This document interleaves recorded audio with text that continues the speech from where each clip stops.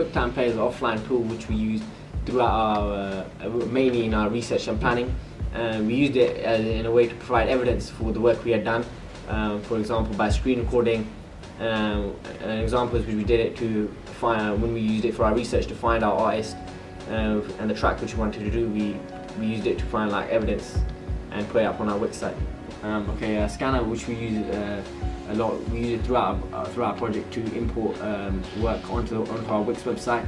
We used it, for example, we used it for our prop designs which we had made by hand, which we drawed out prop designs and costume designs, and then we put it through a scanner and imported it onto our Wix website. We use this application to convert different files in a whole portfolio. An example would be that we had to convert the soundtrack of the final product from an AAC to MP3, so we could make it into a smaller file size and fit it into Final Cut Pro with ease.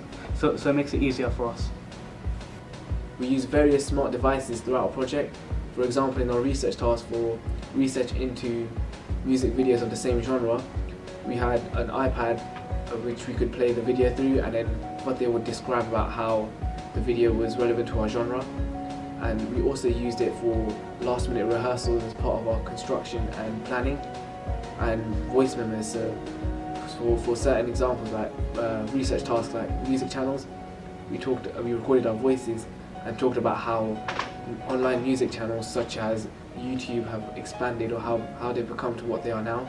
This was really helpful because it's easily portable, and we could upload what we recorded through our voice very quickly and email it and set it up into a website. We used Tiki-Talkie, which is like an online tool which we used to create a timeline. We used it for our research task, which was a history of music video. It was very effective because you could actually give out information in quite a unique way, in which we could also place like a video in their YouTube video and a link in there, which obviously made it more entertaining. TimeRhyme is an online timeline creator in opposed to a written one. The reason why we use this program is because it's more interactive for the viewer to view. Also, when you click onto the date, you can also post an actual video to explain the date, or pictures. So we use this in the process of doing on research and doing a history of music video, due to it showing the different stages and different time periods of different music videos and the different technologies used, etc. VoiceDread is an online software where it allows you to place a video and annotate over it with different colors, or add comments, or you could even do it with pictures itself. We use this in the stages of research when we analysed different websites. We use this so that you can pick out the different texts, you can pick out the different images within the website by annotating or circling around with different colours. This would be more easier for the viewer to notice, whereas different on paper. So then it shows the stages of this being annotated. We use Voki for our research task. This allows you to create a character and a background and allows them to speak. We use this for our research task, research into relevant music genre. For this specific task, we had 3 different Voki, so 3 different characters speaking at 3 different times. So the first character would talk about his experience of him listening to our genre, so dance, pop and club.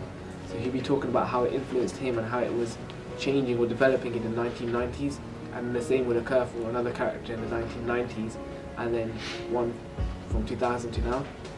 It allows us to provide a unique way of presenting our work, and we used a creative way, so it had a different character talking about his own experience. Wordle is another software which we use, online software which we use for our research tasks. We used it for a task called we were talking about different conventions of the music videos, and it was quite a good way in which we did it, because we were able to present it in a more entertaining way for the audience, where on the site we could create a word jumble of the different conventions for the music videos. One of the main sources we use was YouTube. We use this throughout our portfolio. For example, we use it in our research, where we're constantly on YouTube looking for music videos, researching them step by step. We also used it in our construction for when we were uploading our own music videos, uploading drafts and different parts, rehearsals which we had done for it. So we've been using it constantly throughout our entire project. Zooburst is an online 3D pop-up book creator, which we use in stages of research to tell a story of tracking an artist. Also, we use this in music channels due to the different pages and images explaining the actual what the music label is through different artists, through the actual founder itself, and through the actual company itself. Also, through tracking artists, we can show the different stages of the artist growing up from young to old through images and text.